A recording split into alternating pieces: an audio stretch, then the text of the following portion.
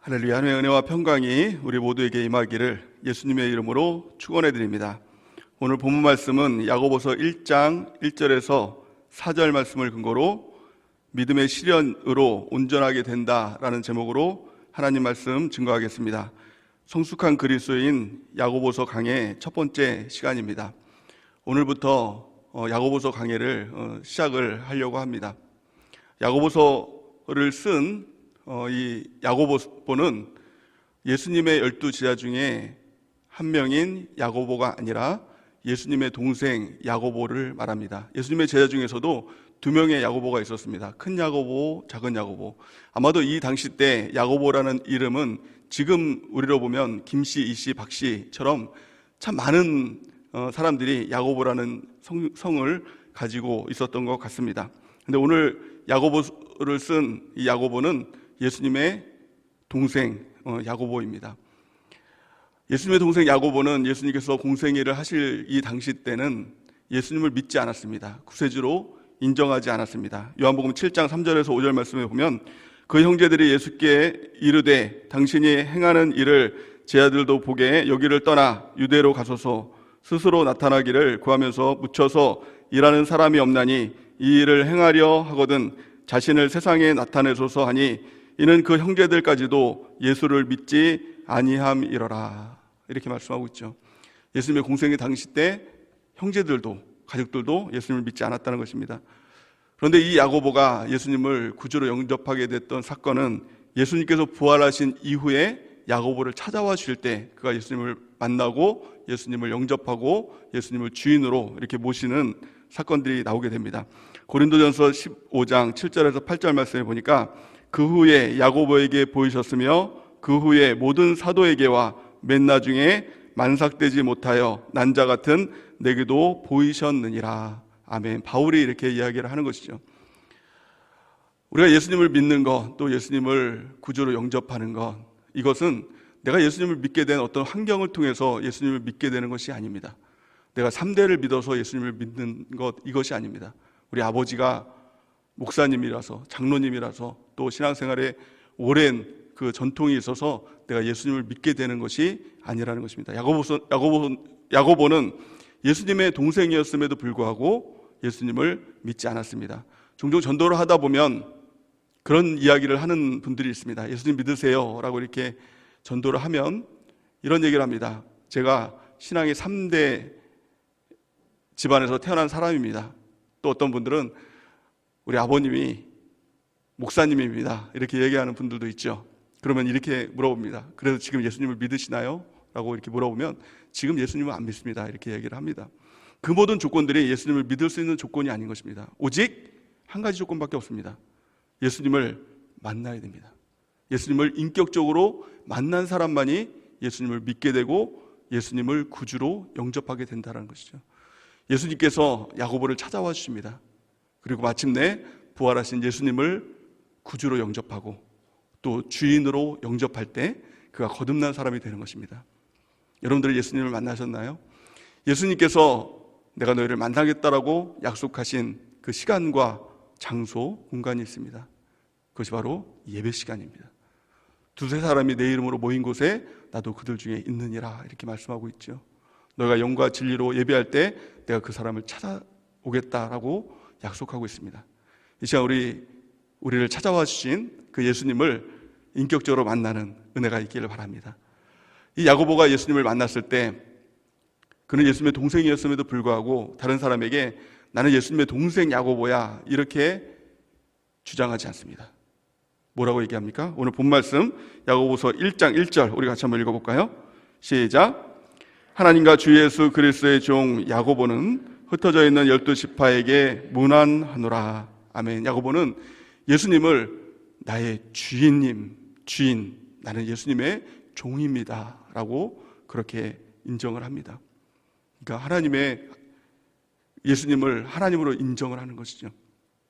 우리 예수님을 만나면 누구라도 예수님은 나의 주인이십니다 이 고백을 하게 되고 나는 예수님의 종입니다 이 고백을 하게 되는 것입니다. 또한 야고보는 이후에 예수님을 만난 이후에 완전히 변화됩니다. 야고보의 별명이 하나가 있었는데요. 그 별명이 뭐냐면 낙타 무릎이라는 별명입니다. 야고보는 예수님을 만나고 나서 한 가지 결단을 했습니다. 내가 누구보다도, 다른 거는 몰라도 내가 기도의 사람이 되겠다. 모든 사도들보다, 내가 모든 사람들보다 기도만큼은 내가 많이 하는 사람이 되겠다. 그래서 항상 무릎 꿇고 기도를 하다 보니 이 야고보의 무릎이 낙타 무릎과 같이 굳은 살이 배겨가지고 낙타 무릎처럼 됐다는 것입니다. 우리 가운데도 이런 거룩한 욕심이 있길 바랍니다. 그래서 하나님 앞에서 내가 우리 세종학교에서, 딴 뭐 전 세계적으로는 몰라도, 대한민국으로는 몰라도 우리 세종학교에서 내가 가장 많이 기도하는 사람이 되겠다, 무릎 꿇고 기도하는 사람이 되겠다 라고 할 때 우리의 신앙에 놀라운 하나님의 역사가 나타나게 될 줄을 믿습니다. 오늘 야고보서를 통해서 야고보는 신앙이 흔들리고 있는 믿음의 형제들에게 믿음의 도전을 주기 위해서 이 야고보서를 썼습니다. 이 말씀을 우리가 묵상하면서 신앙의 흔들림을 겪고 있다면 우리가 믿음으로 바로 서는 은혜가 있길 바랍니다. 또 신앙이 바로 서 있다면 우리가 온전하게 되고 믿음의 성숙을 이뤄서 예수 그리스도의 장성한 분량까지 자라나는 은혜가 넘치기를 바랍니다. 야고보서 말씀에 핵심 단어가 있습니다. 그 말씀이 바로 온전함입니다. 여러분들, 우리 모두가 온전함에 이르는 은혜가 있길 바랍니다. 이 온전함이라는 단어를 원어로 보면 텔레이오스 이렇게 이야기를 합니다. 또 다른 말로 하면 이것을 성숙이라고 얘기합니다. 우리가 믿음으로 태어났으면, 거듭났으면 이제부터 우리가 중요한 것이 무엇입니까? 바로 성숙하는 것이죠. 자라나는 것이죠. 그 자라남의 기준이 무엇일까요? 그것이 바로 온전함이에요. 다르게 말하면 완전함이에요. 근데 세상에 온전한 사람이 있나요? 완전한 사람이 있나요? 없습니다.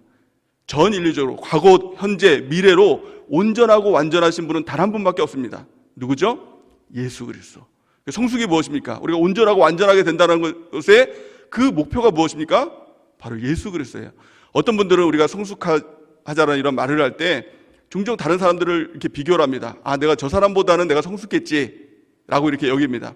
이것은 성숙이 아닙니다. 교만입니다. 미성숙입니다. 또 어떤 사람은 때로는 자기 자신의 어떤 기준을 보고 자기 만족을 합니다. 아, 내가 이 정도면 내가 신앙생활 잘하고 있지, 성숙했지 라고 자기 만족을 합니다. 이것은 성숙한 것이 아니라 자만이라고 이야기를 하죠. 이것 또한 미성숙입니다. 우리의 기준은 늘 예수님이 기준이 되어야 된다는 것입니다. 예수님처럼, 예수님만큼 우리가 성숙해 나가야 된다는 것입니다. 그러면 우리가 늘 겸손할 수밖에 없죠.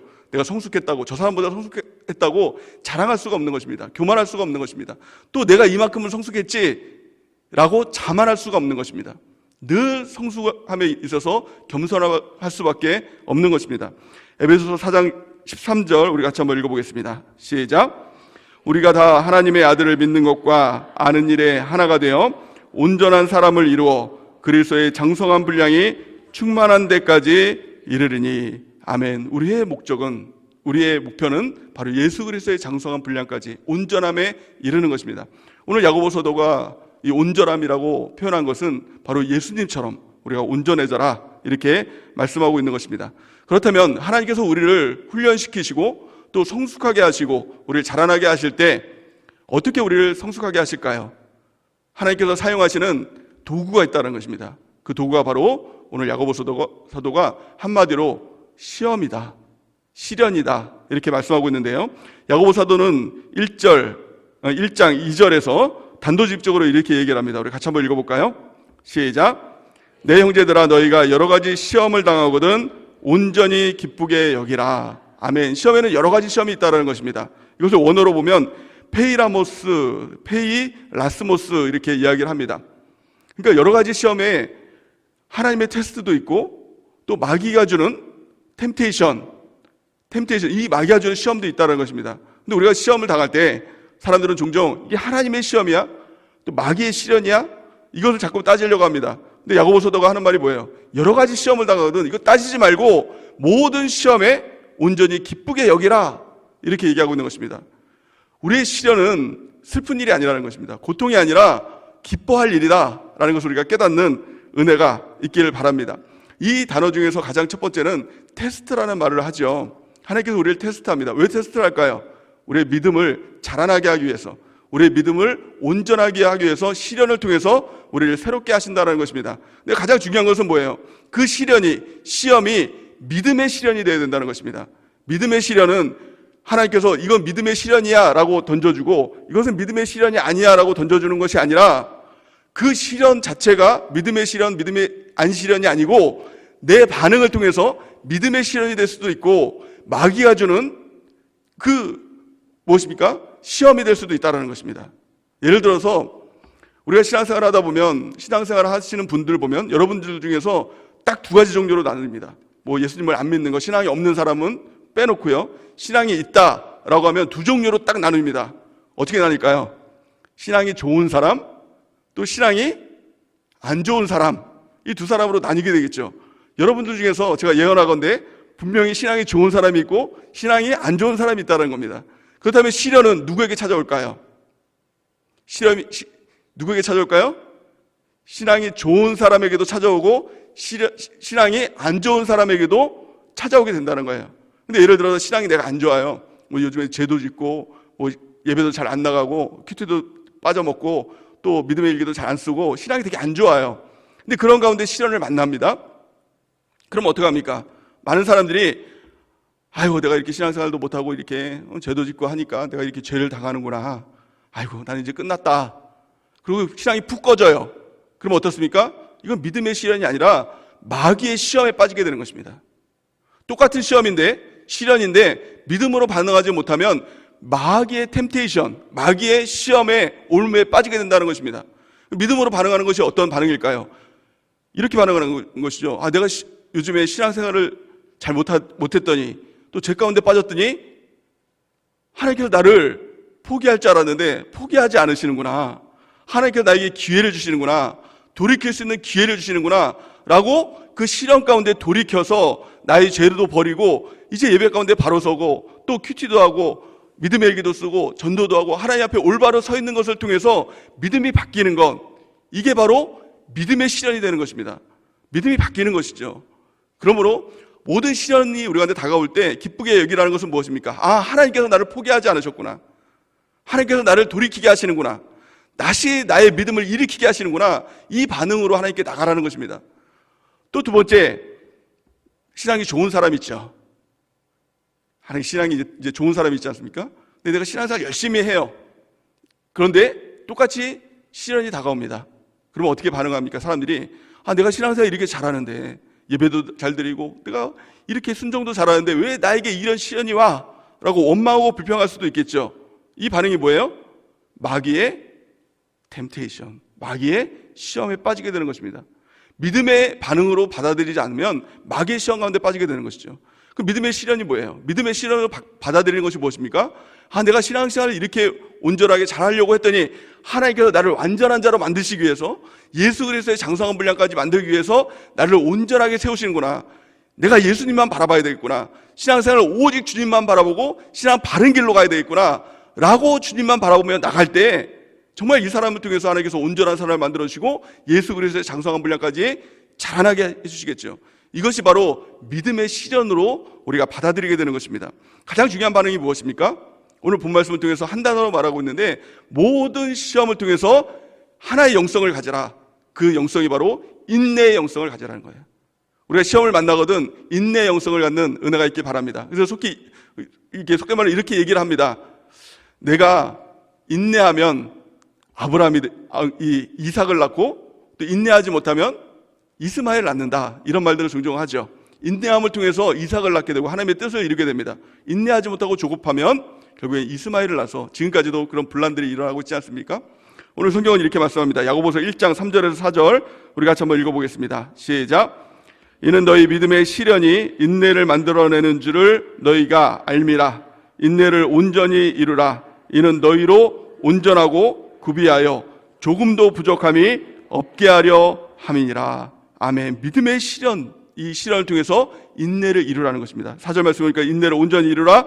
이는 너희로 온전하고 구비하여 조금도 부족함이 없게 만드는, 예수 그리스도의 장성한 분량까지 그 시련을 통해서 우리를 만들기 위해서 하나님께서는 시련을 우리 가운데 허락해 주신다는 것입니다. 그렇다면 중요한 것은 어떻게 우리가 인내의 영성을 가질 수 있을까요? 우리가 온전하게 어떻게 인내를 이룰 수 있을까요? 야고보 사도는 5장에 가서 이 답을 우리에게 가르쳐주고 있는데요. 우리 야고보서 5장 7절에서 10절 말씀을 같이 한번 읽어보겠습니다. 시작. 그러므로 형제들아, 주께서 강림하시기까지 길이 참으라. 보라, 농부가 땅에서 나는 귀한 열매를 바라고 길이 참아 이른 비와 늦은 비를 기다리나니 너희도 길이 참고 마음을 굳건하게 하라. 주의 강림이 가까우시니라. 형제들아, 서로 원망하지 말라. 그리하여야 심판을 면하리라. 보라, 심판주가 문 밖에서 계시니라. 형제들아, 주의 이름으로 말한 선지자들을 고난과 오래 참음의 본으로 삼으라.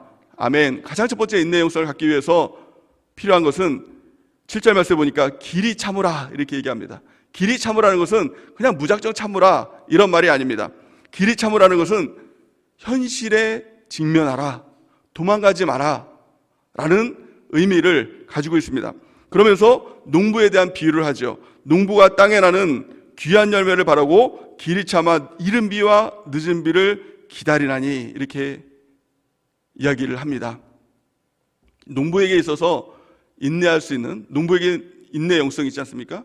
그 비결이 뭐냐면 농부의 눈을 가지고 있어서 그렇습니다. 농부의 눈이 무엇일까요? 농부는 아무것도 없는 땅에서 열매를 바라볼 수 있는 눈을 가지고 있습니다. 봄에 이 땅을 갈구죠. 일구죠. 그러고 나서 씨를 뿌립니다.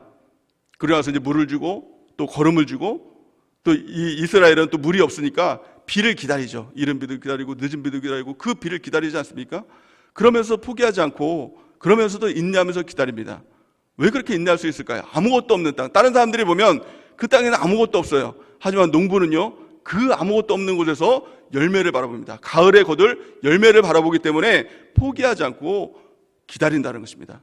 그 눈을 가져야 된다는 거예요. 길이 참으라는 것은 뭐예요? 우리의 눈을 믿음의 눈으로, 열매를 바라보는 눈으로, 주님의 눈으로 바꿔야 된다라고 성경 말씀하고 있는 것입니다. 또 성경은 이렇게 말씀하죠. 로마서 8장 18절 우리 같이 한번 읽어보겠습니다. 시작. 생각하건대 현재의 고난은 장차 우리에게 나타날 영광과 비교할 수 없도다. 아멘. 현재의 고난을 바라보면 종종 무너지게 되죠. 하지만 장차 올 영광, 장차 올 하나님의 이 열매를 바라볼 때 우리가 참고 길이 참고 인내의 영성을 가질 수 있다라고 말씀하고 있는 것입니다. 자, 두 번째 야고보 사도는 뭐라고 말씀하고 있습니까? 8절 보니까 야고보서 5장 8절 보니까 너희도 길이 참고 마음을 굳건하게 하라. 주의 강림이 가까우시니라 이렇게 말씀하고 있습니다. 우리의 마음을 굳건한 마음으로 만들어야 된다는 것입니다. 가장 중요한 것은 마음입니다. 잠언 4장 23절 보니까 모든 지킬 만한 것 중에 더욱 내 마음을 지키라. 생명의 근원이 이에서 남이니라. 아멘. 우리 마음으로부터 생명의 근원이 난다는 것입니다. 마음을 지키는 것이 중요합니다. 그런데요, 그 마음을 어떻게 지켜야 될까요? 마귀는 우리 마음 가운데 이 포기하는 마음을 줍니다. 그 포기하는 마음이 낙심입니다. 열매는 반드시 하나님의 때에 이루어집니다. 이건 하나님께서 정해놓은 것입니다. 근데 열매를 맺지 못하는 단 한 가지 이유가 있다면 그것은 낙심하고 포기하기 때문에 열매를 맺지 못하게 된다고 성경은 말씀하고 있죠. 우리 갈라디아서 6장 9절 말씀을 같이 한번 읽어보겠습니다. 시작. 우리가 선을 행하되 낙심하지 말지니 포기하지 아니하면 때가 이름에 거두리라. 아멘. 우리가 낙심하고 포기하지 않으면 때가 이를 때 반드시 거두게 된다라고 성경은 말씀하고 있는 것입니다. 우리 마음을 지키는 것이 중요합니다. 그렇다면 어떻게 우리 마음을 지키고 낙심을 몰아내고 포기하지 않고 우리가 마음을 지켜나갈 수 있을까요? 성경은 한마디로 말합니다. 기도하고 감사해라 이렇게 말씀하고 있죠. 빌립보서 4장 6절에서 7절 우리 같이 한번 읽어보겠습니다. 시작. 아무것도 염려하지 말고 다만 모든 일에 기도와 간구로 너희 구할 것을 감사함으로 하나님께 아뢰라. 그리하면 모든 지각에 뛰어난 하나님의 평강이 그리스도 예수 안에서 너희 마음과 생각을 지키시리라. 아멘. 우리 하나님께서 우리 마음과 생각을 지켜주신 것입니다. 우리가 해야 될 것은 기도하고 감사하는 것입니다. 야고보 사도와 같이 내가 낙탄 무릎이 되겠다 이 결심을 가지고 하나님께 무릎 꿇고 기도하며 나갈 때 하나님께서 우리 마음을 지켜주시고 끝까지 인내의 영성으로 열매 맺는 삶으로 인도해 주실 줄 믿습니다. 자, 세 번째 야고보 사도는요, 원망하지 말라. 절대 원망해서 안 된다 라는 것입니다. 우리 가운데 시련이 다가올 때 종종 원망이 막 나오지 않습니까? 근데 원망하면 야고보 사도는요, 심판을 당하게 된다 이렇게 말씀하고 있죠. 참 두려운 말씀이죠. 야고보서 이 5장 9절 말씀이니까 형제들아 서로 원망하지 말라. 그리하여 심판을 면하리라. 심판주가 문 밖에 서서 기다리시나 이렇게 말씀하고 있죠. 원망하면 심판을 당하는. 얼마나 두렵습니까? 우리 입술에서 원망을 제거하는 은혜가 있기 바랍니다. 어떻게 원망을 제거할 수 있죠? 주일날 말씀을 통해서 그 답을 우리에게 가르쳐주고 있지 않습니까? 범사에 감사하는 겁니다. 모든 일에 감사하는 거예요. 그럼 어떻게 감사할 수 있습니까? 어떻게 감사할 수 있죠? 우리 두 가지 고백이죠. 두 가지 고백이 무엇입니까? 하나님이 옳습니다. 하나님이 선하십니다. 모든 일이 다가올 때 하나님의 주권과 섭리를 인정하는 것입니다. 그러고 나서 하나님이 옳습니다. 하나님이 선하십니다. 그 고백 가운데 나갈 때 원망을 끊어내고 우리가 항상 감사함으로, 범사에 감사함으로 승리하는 삶을 살아가게 되는 것입니다. 마지막 네 번째 야고보 사도는 이렇게 얘기합니다. 5장 10절에 보니까 형제들아 주의 이름으로 말한 선지자들을 고난과 오래 참음의 본으로 삼으라. 아멘. 이렇게 말씀하죠. 성경을 보면 아브라함, 또 이삭, 또 야곱, 다윗, 이런 사람들이 나오지 않습니까? 욥 이런 사람들이 나오죠. 근데 성경은 특별하게 이런 사람들, 믿음의 선조가 믿음을 잘 지킨 내용뿐만이 아니라 고난을 당하는 내용, 고난을 이겨내는 내용을 성경은 의도적으로 기록하고 있다는 것입니다. 그를 통해서 본으로 삼으라는 거예요. 특별하게 야고보 사도는 한 사람을 지칭해서 얘기를 하는데 그 사람이 바로 욥입니다. 야고보서 5장 11절 우리 같이 한번 읽어볼까요? 시작.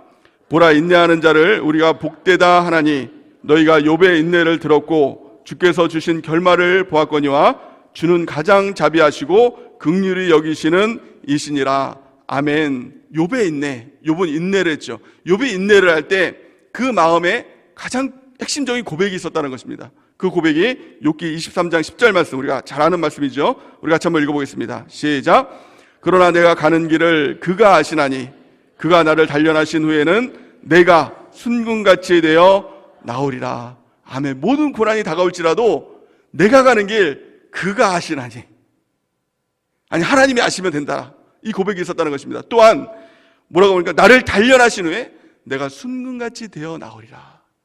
하나님께서 나를 단련하시고 나를 온전하게 만드시고 나를 예수 그리스도의 장성한 분량까지 변화시키고 내가 순금같이 되어서 그 믿음에 온전하게 되는 그런 과정이 바로 믿음의 실현의 과정이다라는 것을 고백하고 있는 것이죠. 우리가 오늘 이 말씀을 통해서 모든 실현 가운데 믿음으로 반응함을 통해서 믿음의 실현이 되길 바랍니다. 그래서 만약에 죄 가운데 있다면, 또 신앙생활 잘못 가고 있다면 그 길에서 돌이키는 것, 이것이 믿음의 반응인 것입니다.